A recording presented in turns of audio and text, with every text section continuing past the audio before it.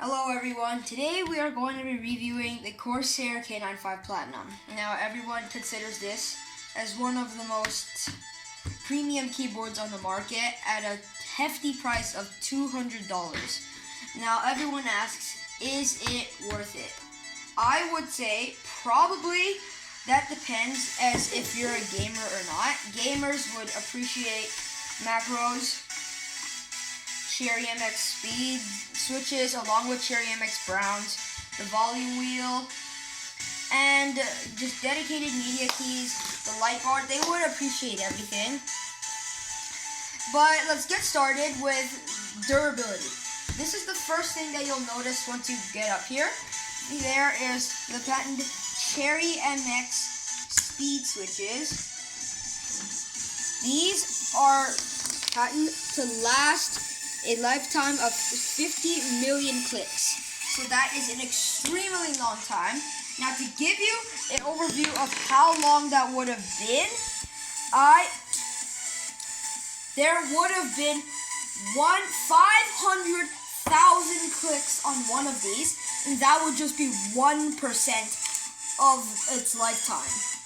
That's just an idea of how long this keyboard is going to last. Now next is the fact that there's a brushed aircraft aluminum plate. Now this thing does leave scratches if you scratch it, stuff like that, but this thing is very nice. It looks extremely nice. You can have it in a gunmetal gray or you can have it in black. I have the gunmetal gray here. And now let's move on over to the features. Now the features, it includes the 6 macro keys that we all know and love. Now these are all programmable, they're textured, and they don't come with a set of untextured macros, which kind of sucks. And yeah, basically this is the only complaint I have about the switches and the keycaps. Now let's move up here. There is a dedicated media keys. There's a pause and play.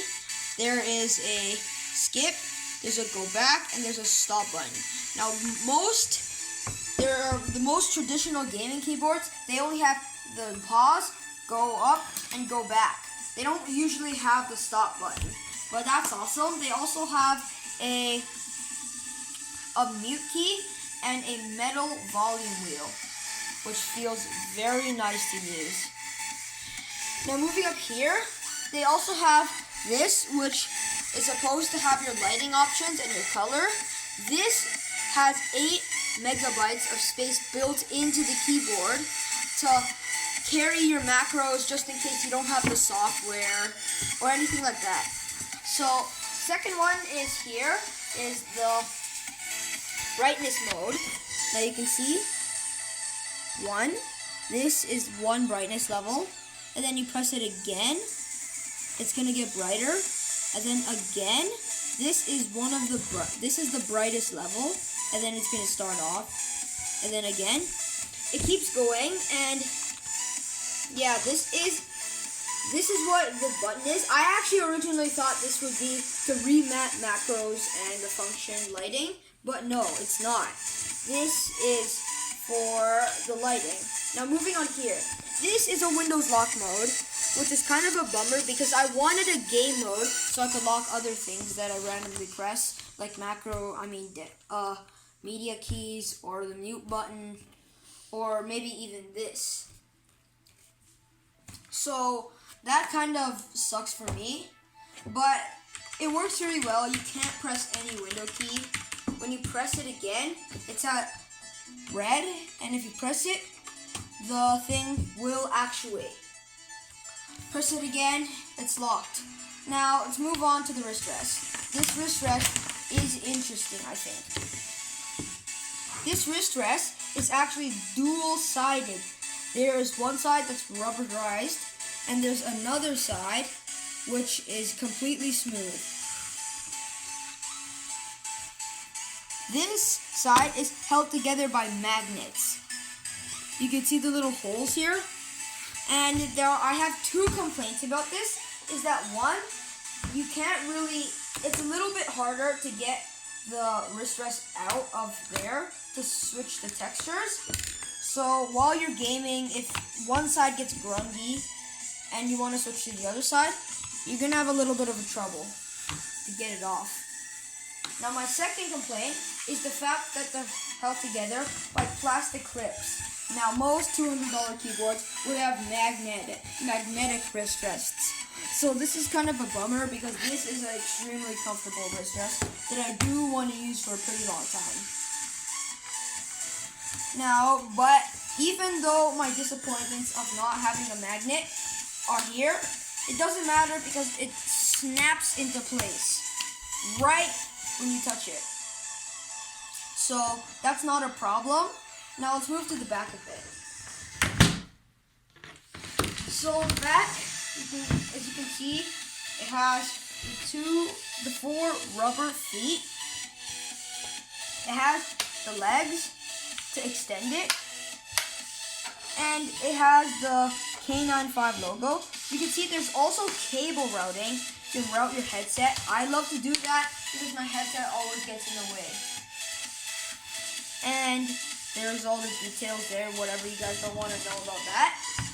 But I wish they came in more switch variants. But this switch variant does sound really nice. Now here's a quick sound test. Stop.